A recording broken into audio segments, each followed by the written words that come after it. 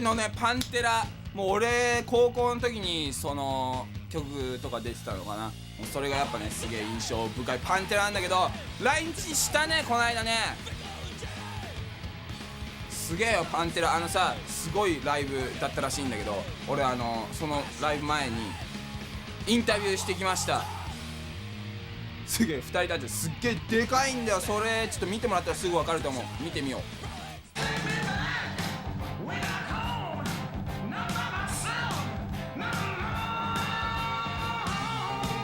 すげえ今日はねパンテラに会ってきちゃってますよ。つが俺の両脇パンテラはマジ信じない。I can't believe I'm being sandwiched by Pantera. Oh my god.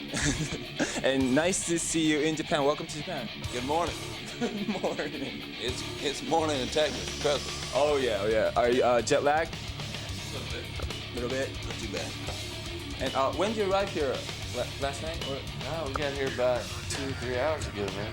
Oh really? Yeah, Just arrived. just got here. Must be a hard day then. 14-hour plane flight, a long way. And when did you have your last show? Last show was on the 21st of May in Paris, France, at the Zena. And so you had some time off. Yeah, we had about 3.5 weeks off, so we had to go. All right, cool. And then, so how was the world tour so far? Well, we've only done Europe so far. We did 6 weeks over there. It was absolutely fantastic. The fans were fucking great. We had a blast, and now you guys get us, and then we start on the Ozfest July 2nd. Ozfest, yeah, I'm gonna ask you about that later. But the first show in Japan, actually tomorrow, is Bay Hall in Yokohama, and that is a quite small club. Right. And how often do you do your live shows on tour in a small club? We love any venue from small to big. We're there to kick the fucking ass. We did some 10,000 seat places in Europe. We did some 6,000 seat places, and we did a couple that were about the size of the place tomorrow night. So it's no different to us if it's 1,000 people or if it's 10,000 people. You know, it's just as long as it's a full house, we're ready to play. Well, it must be a riot tomorrow night. I heard that place gets down, so I'm looking straight. forward to it. That's what I So kick Japanese got a ass. bunch of leads kicking. All right. And Hiro Arishima interviewed you maybe a few months ago, and we had your interview on our show a few weeks ago, and there has been a lot of requests for Pantera on our program. Awesome. All right. Mm-hmm. Awesome. A lot. I mean, a lot. So, what can the kids expect for the show for the Japanese tour? Well, it's something that they can always expect from us. A pure, raw, kick-ass concert. You know, we never have been about laser light shows or flame-breathing dragons or anything like that. It's always been us, the amps, and the fans, you know, and that's what we're going to give them. We're going to give them a good dose of all of these right here. We're going to give you a full breath of that right there, and then when we get done, we're going to go have a good time here in Tokyo. So a pure heavy metal rock and roll show. That's right. Blood, sweat, and fear, buddy. Right. And I have all of your CDs right here, and this is the new album. That's right. And I really like the jacket, and it's a really funny photograph over here, but I was wondering who this guy is. You really want to know? Well, actually, I was just thinking about that. For $1,000, if somebody can name his name on this TV show, there it is. So, What more say? no more sad. And I was also really curious who this guy is over here. Same dude. So, This is actually Johnny Winter.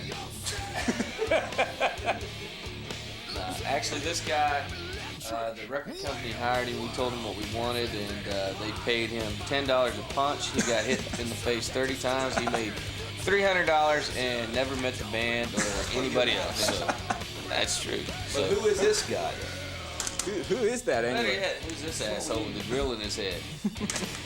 It's the same guy. Is he the same guy? No, The same dude. All right, so whoever got the answer got $1,000 from Rex over there. Absolutely. Whoever gets it right, I give you $1,000. All right. You heard it right. Right here. The Dice Man. That's right. And, I heard that you produced mostly all of this album over here. And how's it different producing yourself or hiring a producer? I would say that it didn't differ very much because I'd co-produced the records previously with Terry Date, so I knew how we operated as a band and what we expect to get out of the material and our goals when we're in the studio. So it wasn't really that different other than the fact that it was just a little bit more of a looser environment. We really had an opportunity to take the time to write the songs, or rewrite the songs, or rearrange the songs, to really dig and get the best out of every song. So I think that all 10 songs on that record are 100% quality, kick-ass Pantera songs. And did it take more time producing yourself, or? I'd say if you condensed it all down, it took 4 to 6 weeks like all the rest of them. But the fact is that we took 4 months doing it, 6 months doing it, mixing it all, because we took our time. We'd work 2 or 3 days a week and we'd go away from it and then come back and then have our new ideas about how we felt and make the changes to really get the most out. Whereas in the past, it was all very spontaneous. The first thing we came with was what we stuck with. We had to roll because we had a deadline to meet. Get right in the studio, try to put everything in.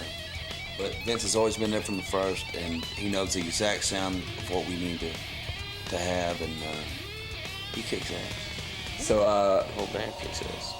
which do you prefer for the next album, producing yourself? I hadn't even thought about it, man. I mean, we've done 6 weeks worth of touring, and we usually do 1.5 2 years worth, so it hadn't even crossed anybody's mind yet. I mean, have no problems working with Terry Date again in the future, or somebody else, but you know, if we decide to do it on our own again, I'm prepared to go the 9 miles that it is, because it's a long run. Okay, and does producing yourself make any difference for the live shows, for the songs? I think this record in particular, that we really we would stop and say, hey, is that going to go down good live? Is that going to move a Pantera audience? And if it was something that we felt like was just going to lay there, wasn't going to move the crowd, we tossed it out, you know. So this is really geared 100% for the live show. Cut the fat off a little bit, so to say. Did you have a lot of songs for this album and cut it off? I would say it's about the same as every record. You know, we never have been a band to go and write 18 or 20 songs and hope 10 of them are good. You know, we've always shot for 10 or 11. I think the most we ever had was 12 on a record. And, you know, if you take a lot of these songs on here and if you diced them up, you could make 2 or 3 songs out of a lot of these, you know, because so many bands, they find one groove and that's the whole song. These got so many parts and they take you to so many different places that, you know, each one of these songs could turn into 2 or 3 songs, you know, so that's concentrated. That's what I think makes these songs so special. There's a lot to listen to there. Cool. Okay. I got devil with fucking Pantera!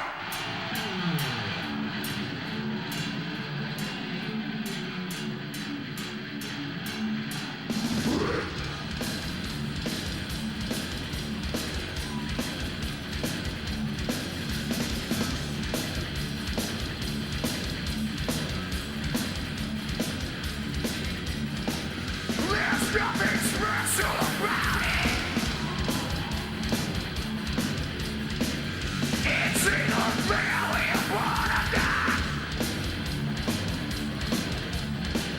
It's inside with no detail. Welcome to the top of a century.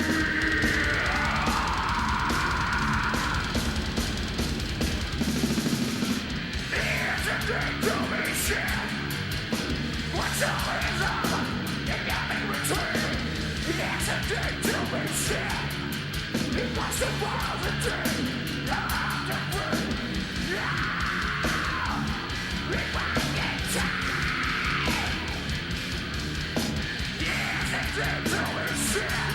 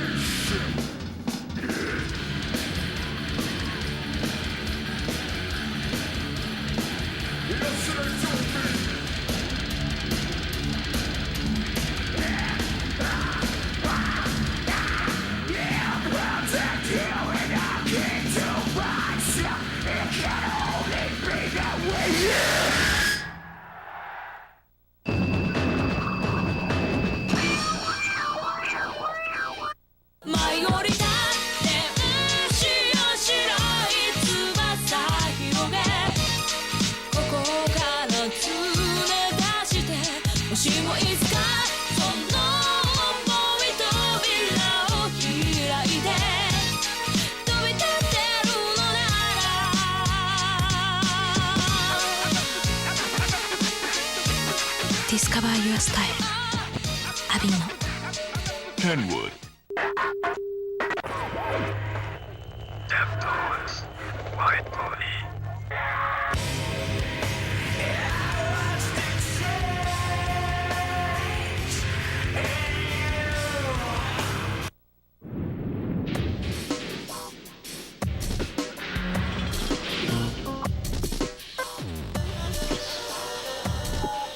What's hot? 洋楽ポップアイドルにスポットを当てた「ポップアップはポップス界の大御所プロデューサーを迎え制作されたセカンドアルバムを記念し、大人っぽくなったビリー改めビリー・パイパーが登場。バイブ独自のスタイルでお送りするバイブスタイルカウントダウンは、ボノが映画に出演するなど話題の U2。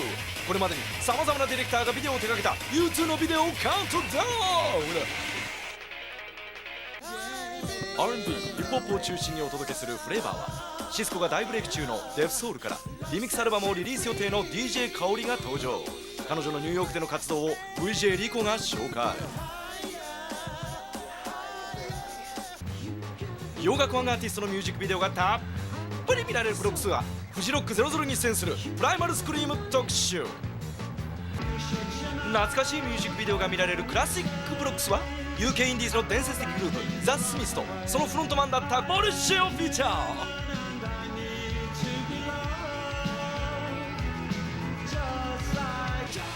本楽ワンアーティストのミュージックビデオがたっぷり見られるブロックス JP は現在ツアー真っ最中。ミシェルガン・エレファントフジロック00にも出演する彼らの魅力をミュージックビデオではね。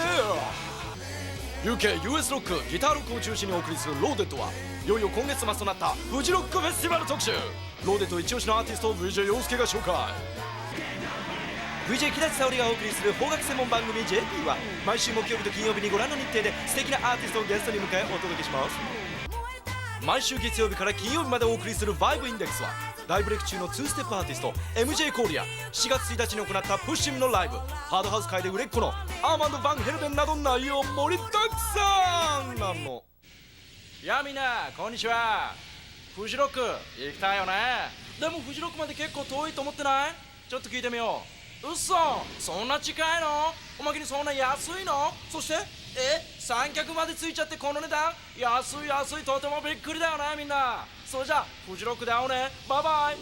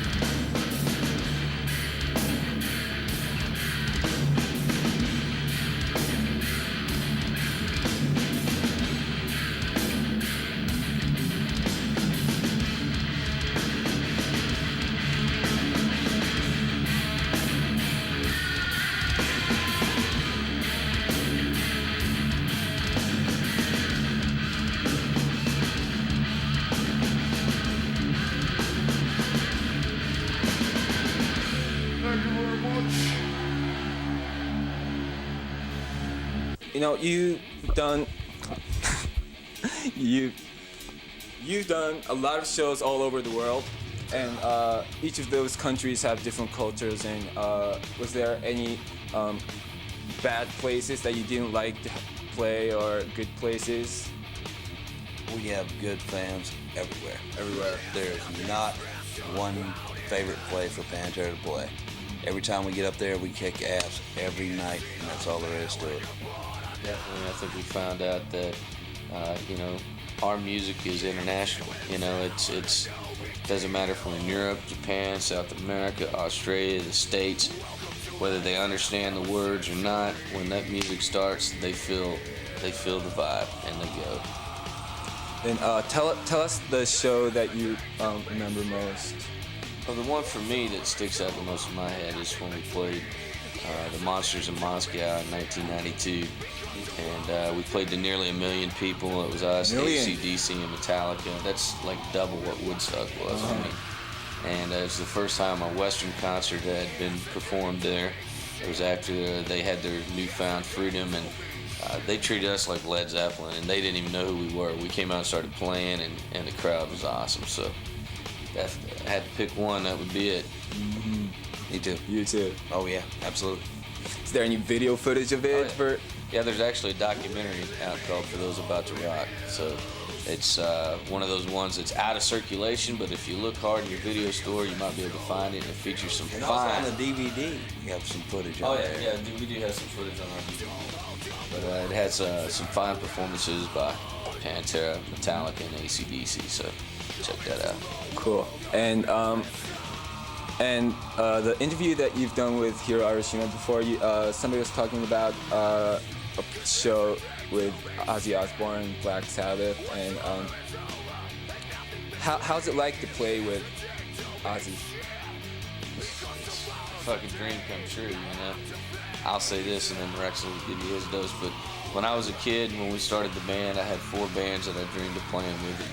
Judas Priest was the first one, and we got to play with them in 1990. We did their last European tour on the Painkiller. Then Kiss, we did their entire South American tour, which was just, like I said, a dream come true.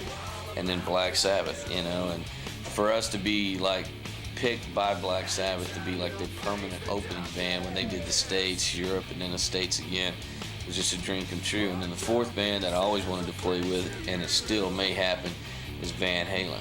But only if David Lee is in the band, and now I heard he's in the band, so we're first on the list. Please let us come play with just one time. It's all that matters to me. Same deal. The whole thing with Sabbath, just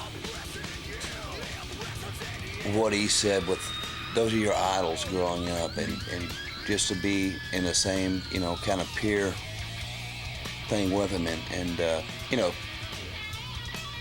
Vinnie's birthday, we're going to South America, and all 4 members of Kiss come up and go. They sing a cappella. Oh, cool. Happy birthday. That's wonderful. That's unbelievable, and it just leaves a good, good taste. Just imagine Kiss singing "Happy Birthday" for you, for them. And then giving you the Kiss Tree book with everything in it, with all the autographs and everything. Unbelievable.